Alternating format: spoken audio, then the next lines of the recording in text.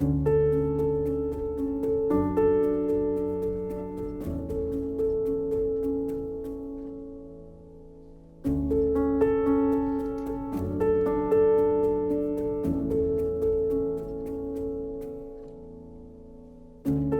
was born and grew up in northwestern part of Bosnia. I was born in Bihać and we lived in the town of Bosanski Petrovac.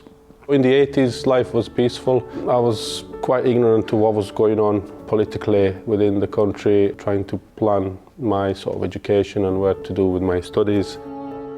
More or less overnight, the situation became quite intense. We were just rounded up, made to sign a document that we voluntarily give our property to the Serbian Republic of Bosnia and that we will never return, leaving the keys to the property, keys to the car in the garage, and everything was just left as it was. And after a couple of weeks of killings and shootings and people's homes being burned down and looting, we were basically rounded up at gunpoint at the bottom of the town on the main highway and loaded up on cattle wagons, buses and trucks.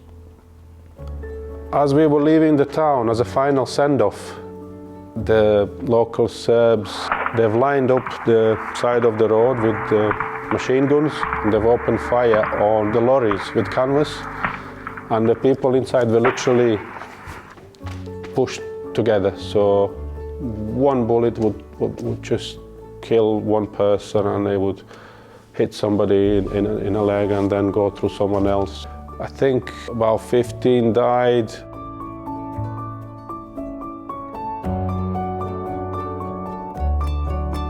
We finally settled in a school in Zenica, central Bosnia again, not far from Travnik. Somebody came and said, "Riad, can you help these guys? They've kind of landed outside the school and they're from England." They've opened the back of the lorry and it was stuffed full of toys, toiletries, shoes, cans of food, some medical equipment. On one of the trips, they said, "Riad, do you want us to try and help you to get out of here?" Because they realized that even then now the situation was getting much worse. So I managed to get out with them and within a day or so found myself in Barnsley.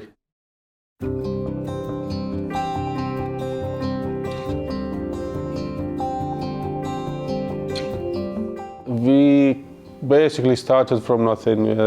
We got our first house, a flat.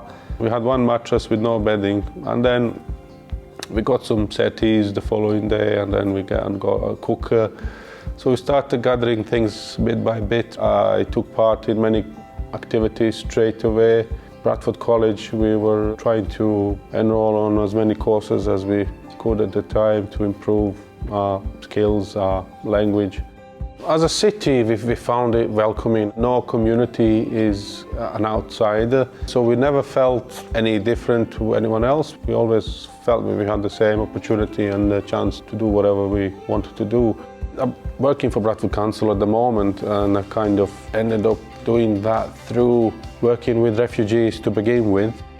I think Bradford has experience of welcoming new communities going back centuries, welcoming refugees from Europe, even in recent years, refugees from Africa and from the Middle East. So all that gives it that feeling that no community is an outsider, so everyone seems to be sort of managing well together.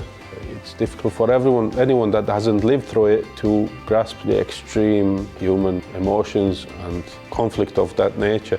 Obviously our lives are here, our jobs and everything else. Our kids are born here and they attend schools here. But going back, it kind of brings different kind of memories of us growing up, of happy childhood, friends and relatives back home. In a sense, I'd say that both are our homes.